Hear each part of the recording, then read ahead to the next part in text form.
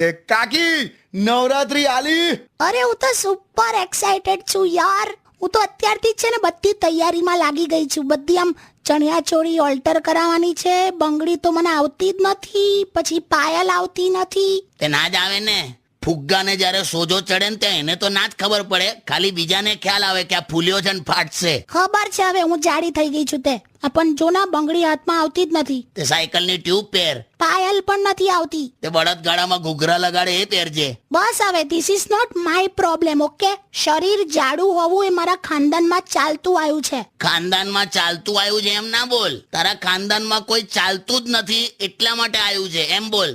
આ વિશાળ કાયામાં ગરબા ના લેવાય. તારું છોડ કોક અડફેટમાં આવી જશે. અરે મારે હિંચ લેવી છે. શેની હિંચ બે હવે અહીંયા હિંચકી ચડી જાય એનું કઈ નહીં. એટલે તમે ઝઘડશો નહીં યાર. અરે આવું જ કરે છે. બાકી તું વિચાર કર ભઈલું, હસબન્ડ કેવો હોવો જોઈએ? કેવો?